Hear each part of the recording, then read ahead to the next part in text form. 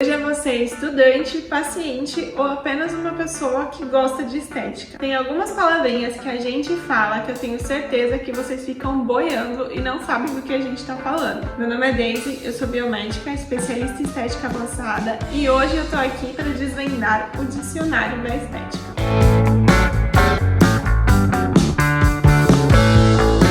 Vamos lá então, gente, para a primeira palavrinha. E a primeira palavra é pitose. Pitose vem de queda, tudo que está caindo. Então a gente usa o termo pitose por duas coisas. Quando a gente vai falar que o rosto do paciente sofreu uma pitose, ou seja, que caíram algumas partes estão desabando e estão fora do lugar. Por exemplo, uma gordurinha que era para estar aqui, ela tá mais aqui. Bigode chinês, ele caiu, ou seja, ele sofreu uma pitose. Mas existe esse termo também quando a gente está falando de intercorrências. Quando nós estamos diante de um botox que foi aplicado de forma incorreta, muitas vezes pode acontecer uma pitose de sobrancelha, que é quando é aplicado o botox muito próximo aqui da região de sobrancelha, em vez de levantar a sobrancelha acaba caindo. Então acontece isso aqui, dando uma pitose de sobrancelha. Outra palavrinha também que vocês provavelmente não saibam o que é isquemia. Isquemia quer dizer um local que está isquemiado, que ele está esbranquiçado. A gente fala isquemia quando está ocorrendo algum tipo de intercorrência. Então a isquemia, ela é um passo antes da necrose. Então quando a gente faz, por exemplo, um preenchimento labial que acontece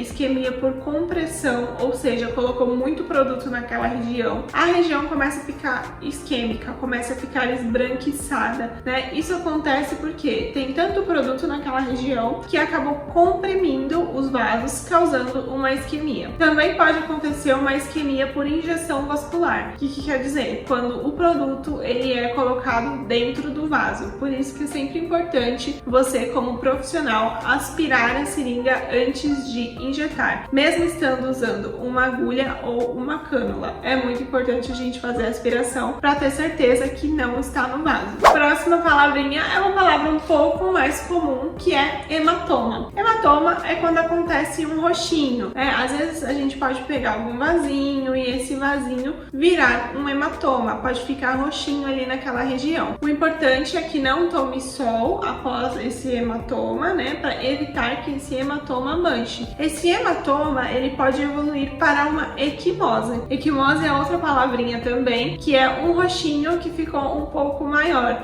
Mas isso não tem problema, passando pomadinha e aguardando um tempinho, ele já vai sair. Próxima palavra é edema. Edema nada mais é do que um inchaço. E o edema pode ocorrer em diversos procedimentos, principalmente quando a gente faz uso de bioestimuladores, de preenchedores. Pode acontecer tanto pela lesão ali, né, de perfurar a região, que acaba inchando um pouquinho e dando um pouquinho de edema, e também pode acontecer por conta do processo inflamatório. Quando a gente faz a aplicação de bioestimuladores de colágeno, a gente quer um processo inflamatório controlado, mas a gente precisa de um processo inflamatório para que a gente tenha o estímulo de colágeno. E às vezes pode acontecer do paciente ficar com um pouquinho de edema. O que não pode acontecer é um edema exacerbado, que é quando a gente tem um edema muito grande, que aí pode ser sinal de alergia. Então é importante a gente fazer alguns testes e algumas perguntas para o paciente para ver se ele não tem alergia a determinado ativo que a gente vai utilizar nele. Mais uma palavrinha é o código de barra. Não estou falando do código de barra que tem no mercado nos produtos. Estou falando do código de barra que fica nessa região aqui. Normalmente as pessoas que são fumantes, por fazer muito esse movimento de biquinho,